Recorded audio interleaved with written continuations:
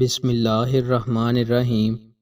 رسول اللہ صلی اللہ علیہ وآلہ وسلم نے ارشاد فرمایا، اس ذات کی قسم جس کے ہاتھ میں میری جان ہے، قیامت قائم نہیں ہوگی حتیٰ کہ آدمی قبر کے پاس سے گزرے گا تو وہ اس پر لوٹ پوٹ ہوگا، لیٹے گا اور کہے گا کاش کہ اس قبر والے کی جگہ میں ہوتا، اور وہ یہ بات دین کی وجہ سے نہیں بلکہ فتنوں اور آزمائشوں کی وجہ سے کہے گا۔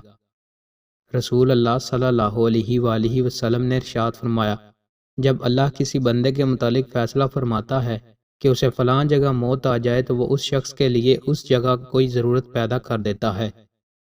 رسول اللہ صلی اللہ علیہ وآلہ وسلم نے ارشاد فرمایا، اللہ تعالیٰ نے 5 نمازیں فرض کی ہیں، جس شخص نے ان کے لیے اچھی طرح وضو کیا، انہیں ان کے وقت پر ادا کیا اور ان کے رکوع و خشوع کو مکمل کیا تو اللہ کا اس کے لیے عہد ہے کہ وہ اسے معاف فرما دے گا، اور جس نے ایسے نہ کیا تو اس سے اللہ کا کوئی عہد نہیں، اگر وہ چاہے تو اسے معاف فرما دے اور اگر چاہے تو اسے سزا دے۔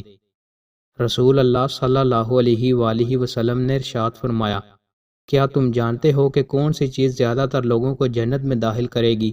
پھر فرمایا، اللہ کا تقوی اور حسن خلق۔ کیا تم جانتے ہو کہ کون سی چیز زیادہ تر لوگوں کو جہنم میں داخل کرے گی؟ پھر فرمایا، 2 چیزیں، منہ اور شرمگاہ۔ دوستو، مزید اچھی ویڈیوز کے لیے ہمارے چینل کو سبسکرائب لازمی کریں۔ بہت شکریہ۔